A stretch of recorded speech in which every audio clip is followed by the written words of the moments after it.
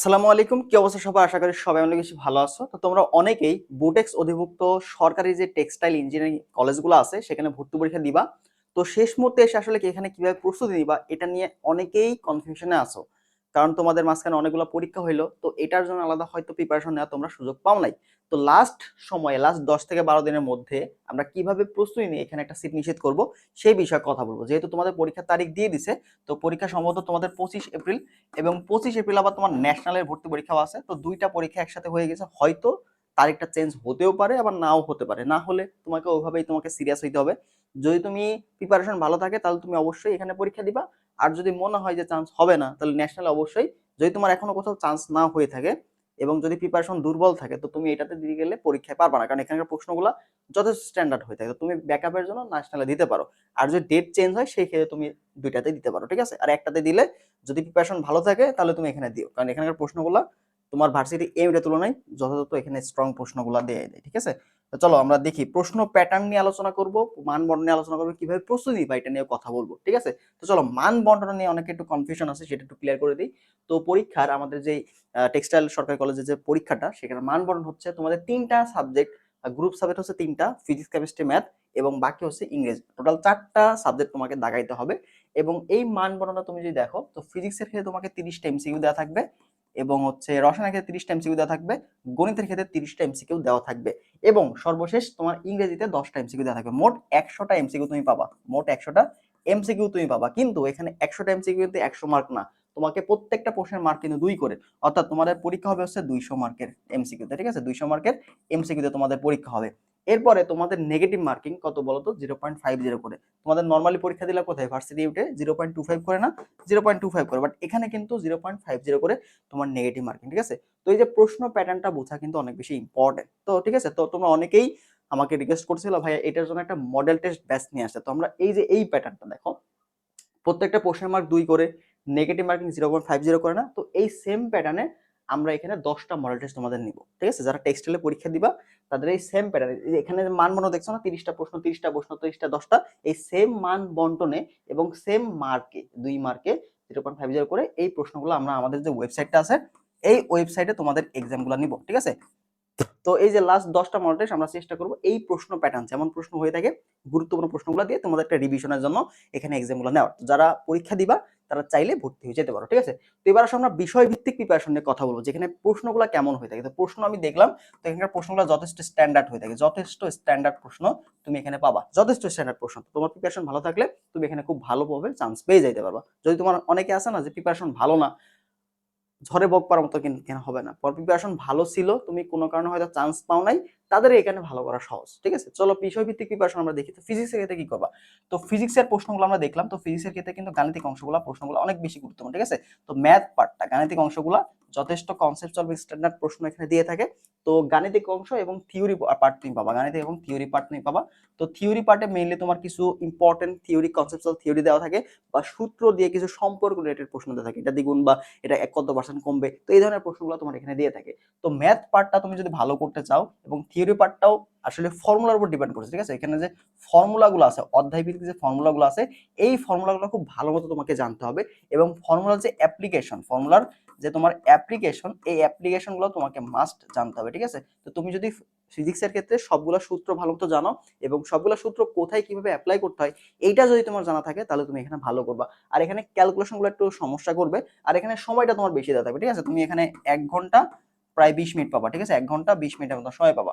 তো সময়টাও একটু বেশি পাচ্ছ, আর মার্কও তোমার এখানে 2 করে। তো যেহেতু যেখানে অন্যান্য পরীক্ষায় তোমাকে মাত্র 1 ঘন্টা দেওয়া হতো, সেখানে 1 ঘন্টা 20 মিনিট। তো 20 মিনিট দেওয়ার কারণ হচ্ছে তোমার এখানে একটু গাণিতিক প্রশ্নগুলো বেশি দিয়ে দেয়, যার ফলে সময়টা একটু বেশি লাগে আমাদের, ঠিক আছে? তো এই যে গাণিতিক অংশগুলো এগুলো একটু বেশি করে ফোকাস করতে হবে। তো এই ক্ষেত্রে তোমার যদি টেক্সটাইলের প্রশ্ন ব্যাংক থাকে, টেক্সটাইলের তোমার যদি কোশ্চিন ব্যাংকটা থাকে, তাহলে তুমি কোশ্চিন ব্যাংকটা দেখো। কোশ্চিন ব্যাংকটা দেখে এখানের যে টাইপগুলো আছে এই টাইপগুলো বোঝার চেষ্টা করো। প্রশ্ন যে এমন হুবহু কমন করবে তা না, বাট ওই টাইপগুলো থেকে তো প্রশ্নের প্যাটার্ন সম্পর্কে তুমি একটা ধারণা পাবা।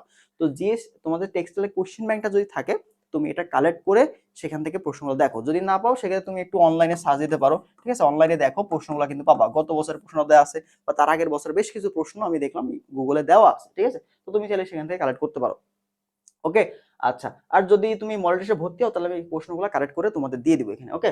আচ্ছা, এই কাজটা আমি করব, সমস্যা নেই। তো টেক্সটাইলের কোশ্চেন ব্যাংক তোমার যদি না থাকে তাহলে তুমি কি করবে, ভার্সিটি এ এর যে কোশ্চেন ব্যাংকটা আছে আমাদের, ঠিক আছে, ভার্সিটি এ এর যে কোশ্চেন ব্যাংকটা আছে এখান থেকে গাণিতিক অংশটা পড়ে ফেলো। এখান থেকে গাণিতিক যে প্রশ্নগুলো থাকে, গাণিতিক যে প্রশ্নগুলো থাকে এই কোশ্চেনগুলো তুমি সলভ করে ফেলো, গাণিতিক কোশ্চেনগুলো। যদিও এখানকার থেকে অনেকগুলো প্রশ্ন ধাঁচ মানে সেম প্যাটার্নটা ফলো করবে না, প্রশ্নগুলো একটু ঘুরাই দিবে, বাট টপিকটা টাইপটা সেম থাকবে, ঠিক আছে? তোমার ভার্সিটি এই যে কোশ্চেনগুলো থাকে সেম প্যাটার্ন বা সেম টপিক থেকে প্রশ্ন আসবে, বাট প্রশ্নের ধরনটা একটু মানে এর থেকে একটু স্ট্যান্ডার্ড হবে, ঠিক আছে? দেখা গেল প্রশ্নগুলো একটু ক্যালকুলেশন তোমাকে বেশি করা লাগবে, ক্যালকুলেটিভ গাণিতিক প্রশ্নগুলো এখানে দিয়ে থাকে, ঠিক আছে? তার জন্য একটু প্রস্তুতি তুমি ভালো করে নিবা। তাহলে টেক্সটাইলের কোশ্চেন ব্যাংকটা দেখবা, আর ভার্সিটি এর কোশ্চেন ব্যাংকটা তুমি তো অলরেডি পড়ছো, তাই না? এটা তোমাকে রিভিশন দিতে সময় লাগবে না, তুমি এটা পড়ে যাও। আর মেন বই থেকে দেখবা তোমাদের ফিজিক্সের অধ্যায় শেষে তোমার একটা চার্ট দেওয়া থাকে না যে এমসিকিউ এর জন্য গুরুত্বপূর্ণ, এমসিকিউ এর জন্য গুরুত্বপূর্ণ, ঠিক আছে? এই যে এই লেখাটা দেখবা এক লাস্টের পেজে তোমাকে দেওয়া থাকে যে এমসিকিউ এর জন্য গুরুত্বপূর্ণ যে থিওরিগুলো বা সূত্রগুলো সবগুলো একটা পেজে দেওয়া থাকে ইসাক স্যারের বইতে, ঠিক আছে? তো ইসাক স্যারের বই থেকে ওইটা একটু পড়ে রিভিশন দিয়ে দাও, তাহলে দেখবে এখানে ভালো করা সম্ভব, ঠিক আছে? এখানে দেখবা যে 30-এর মধ্যে তুমি যদি এভাবে পড়ে যাও মোটামুটি 20-25টা তুমি সহজেই অ্যান্সার করে আসতে পারবা, ঠিক আছে? তো 5টা প্রশ্ন তো একটু কঠিন দিতে পারে, ঠিক আছে? 5-7টা প্রশ্ন একটু কঠিন দিবেই, কিন্তু 20টা প্রশ্ন তুমি মোটামুটি দাগানোর মতো পাবা, 20টা প্রশ্ন দাগানোর মতো পাবা।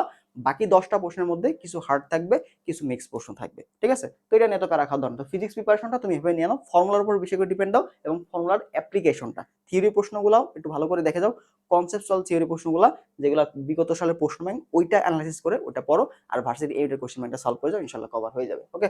আচ্ছা, এরপরে আসো আমরা হচ্ছে কেমিস্ট্রি পার্টটা নিয়ে কথা বলি। তো কেমিস্ট্রি পার্টও সেম ঘটনা আমরা দেখলাম। তো কেমিস্ট্রি পার্টে তোমার কিন্তু এখানে থিওরি বেস প্রশ্ন এবং হচ্ছে গাণিতিক প্রশ্ন দুইটাই আসে, ঠিক আছে? তো আমরা গাণিতিক প্রশ্ন যেখান থেকে একদম গাণিতিক প্রশ্ন আসার মতো আসলে টপিকগুলো তো আমরা জানি, তাই না? পিএইচ ঘনমাত্রা এগুলো থেকে প্রশ্ন আসে।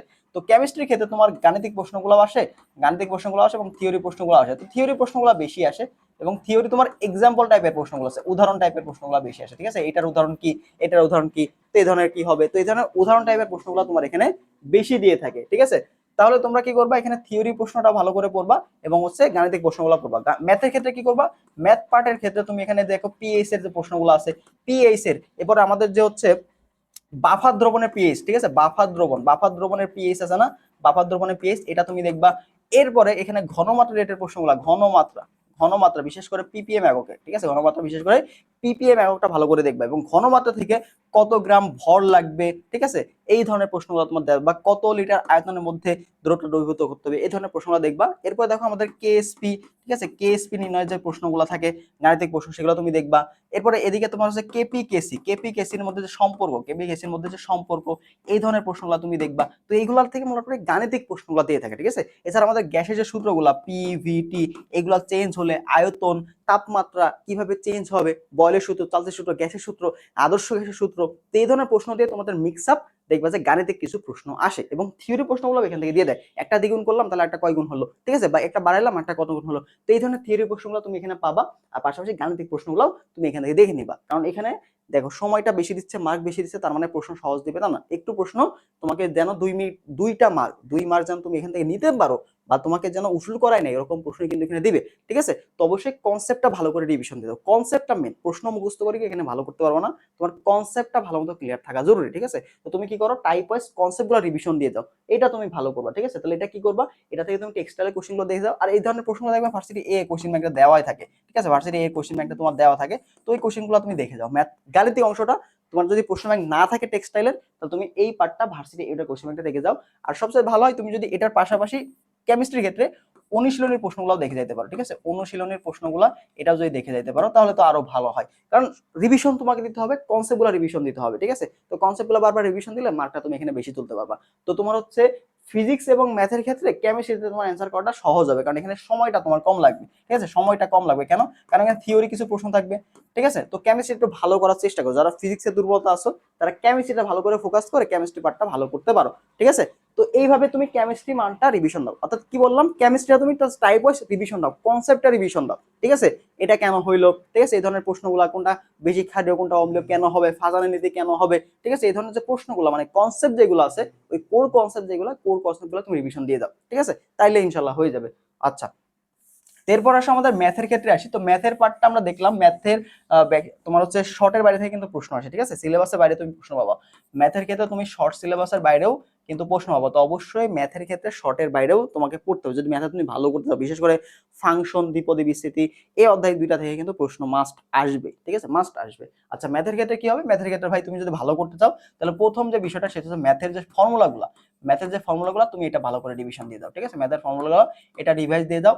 এরপরে তুমি কাজ করতে পারো, সেটা হচ্ছে তোমার যদি যে কোনো একটা টাইপ ওয়াইজ যদি কোশ্চেন ব্যাংক থাকে, যে কোনো ভার্সিটির যদি টাইপ ওয়াইজ কোশ্চেন ব্যাংক থাকে, এটা তুমি রিভিশন দিয়ে দাও, ঠিক আছে, টাইপ ওয়াইজ কোশ্চেন ব্যাংকটা তুমি রিভিশন দিয়ে দাও, তাহলে তোমার একটা ভালো মতো রিভিশন হয়ে যাবে। ওকে, টাইপ ওয়াইজ কোশ্চেন ব্যাংকটা তুমি রিভিশন দাও, তাহলে ইনশাআল্লাহ ভালো হয়ে যাবে। শর্টের বাইরে তুমি অবশ্যই ফাংশন চ্যাপ্টারটা পড়ো, ডোমেইন রেঞ্জ নির্ণয়ের প্রশ্নগুলো, ডোমেইন রেঞ্জ এবং দ্বিপদী বিস্তৃতি তোমার হচ্ছে কততম পদ তোমার হচ্ছে এক্স বর্জিত হবে, বা একটা এনসিআর এনপিআর এর মধ্যে যে সম্পর্ক আমাদের ছিল, ঠিক আছে, এনসিআর এনপিআর এর মধ্যে যে সম্পর্ক, এই যে বিন্যাস সমাবেশ থেকে কিন্তু প্রশ্ন আসে। তো দ্বিপদী বিস্তৃতি, বিন্যাস সমাবেশ, এগুলো থেকে কিন্তু প্রশ্ন দেয়, ঠিক আছে, 3টা অধ্যায়। এবং তোমাদের অনেক সময় সিলেবাসের বাইরেও বেশ কিছু প্রশ্ন দেয়, সিলেবাসের বাইরে বেশ কিছু প্রশ্ন তোমাকে দিবে, যেগুলো তোমাকে কনসেপ্ট দিয়ে বা নিজের যে কনসেপ্টগুলো দিয়ে সেগুলো তোমাকে আদায় করতে, মানে কি বলে জিকে টাইপ বা আইকিউ টাইপের যে কিছু প্রশ্ন থাকে না, এরকম কিছু প্রশ্ন তোমাকে দিবে। যেগুলো আমাদের সিলেবাসের মধ্যে নাই, ইন্টারের সিলেবাসে নাই, বাট তুমি 9-10 বা যে কোনো ছোট কালে যেগুলো একটু বেসিক দিয়ে তুমি কভার করতে পারবা, কিছু বেসিক ম্যাথ তোমাকে দিবে, ঠিক আছে, কিছু বেসিক ম্যাথ তোমাকে দিবে যেগুলো তোমার সিলেবাসে নাই, তুমি বেসিক দিয়ে এটাই করবো, এত সাথে এত গুণ করলে মানে এটা এত গুণ করলে, বা ক্ষেত্রফল টাইপের যে কিছু প্রশ্ন আছে না, যে এটার ক্ষেত্রফল তুমি যদি বাহু এত গুণ বাড়াও তাহলে ক্ষেত্রফল কত গুণ বাড়বে, আর দুইটা সম্পর্কের মধ্যে সম্পর্ক দেবে, ঠিক আছে, তো দুইটা রাশির মধ্যে সম্পর্ক, এই ধরনের যে কিছু বেসিক যে প্রশ্নগুলো আছে, বিবিধ টাইপের যে প্রশ্নগুলো, সেগুলো কিন্তু এখানে আসে। আর শর্টের বাইরে তুমি ফাংশন, দ্বিপদী বিস্তৃতি আর যে এনসিআর এনপিআর এদের মধ্যে যে সম্পর্ক বা এদের টাইপের যে ম্যাথগুলো আছে সেগুলো তুমি দেখে যাবা, ঠিক আছে। ম্যাথের ক্ষেত্রে জাস্ট একটা কাজ করো, টাইপ ওয়াইজ কোশ্চেনগুলো তুমি রিভিশন দিয়ে দাও, টাইপ ওয়াইজ কোশ্চেনগুলো একটু দেখে যাও, চোখ বুলায় যাও আসলে কিভাবে সলভ করতে হয়, ঠিক আছে, সলভ করতে হয়, তাহলে তুমি ম্যাথ পার্টটা মোটামুটি ভালো করতে পারবা। বুঝা গেল? তো ম্যাথ পার্টটা লাস্ট মোমেন্টের সূত্রগুলো ভাই খুবই গুরুত্বপূর্ণ। দেখবে যে সূত্র থেকে ডিরেক্ট তুমি সূত্র জানলে অনেকগুলো প্রশ্নই তুমি এখানে সলভ করে আসতে পারবা। ওকে, আচ্ছা এরপরে আসো আমরা ইংরেজি পার্টটা যা দেখলাম, ইংরেজি 10টা প্রশ্ন কেমন আসে। তো ইংরেজি পার্টে তোমার এখানে গ্রামার পার্টটাও আসে। তো ইংলিশের ক্ষেত্রে যদি আমরা আসি, তো ইংলিশের ক্ষেত্রে আসলে তোমার গ্রামার পার্টও আসে এবং হচ্ছে আমাদের ভোকাবুলারি পার্টটাও আসে। ওকে, ভোকাবুলারি পার্টটাও আসে। তো ভোকাল পার্টটা মোটামুটি বেশি আসতে দেখা যায়। ওকে, তো আমরা দেখি কেমন প্রশ্ন আসে। তুমি এখানে পাবা হচ্ছে সিনোনিম পাবা, ঠিক আছে, সিনোনিম অ্যান্টোনিম, আমাদের যে সিনোনিম অ্যান্টোনিম যে প্রশ্নগুলো আছে সেগুলো তোমার এখানে দিয়ে দেয়।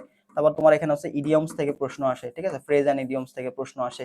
এরপরে আমরা দেখলাম এখানে সম্ভবত সেন্টেন্স কারেকশন থেকে প্রশ্ন আসে, ঠিক আছে, সেন্টেন্স কারেকশন থেকে প্রশ্ন আসবে। তারপরে তুমি এখানে ভয়েস থেকে প্রশ্ন পাবা, ঠিক আছে, ভয়েস থেকে প্রশ্ন পাবা, ন্যারেশন থেকে প্রশ্ন পাবা, এরপরে তোমার যেটা আসবে রাইট ফর্ম অফ ভার্বস থেকে প্রশ্ন পাবো, ঠিক আছে, রাইট ফর্মস অফ ভার্বস। এবার তোমার প্রিপোজিশন থেকে প্রশ্ন আসে, প্রিপোজিশন থেকে প্রশ্ন হবে, ঠিক আছে। আর এখান থেকে তোমার সম্ভবত এখানে আরেকটা পার্ট আছে, ওয়ান ওয়ার্ড সাবজেকশন থেকে হয়তো প্রশ্ন আসে, ওয়ান ওয়ার্ড থেকে প্রশ্ন আসে, এক কথায় প্রকাশ।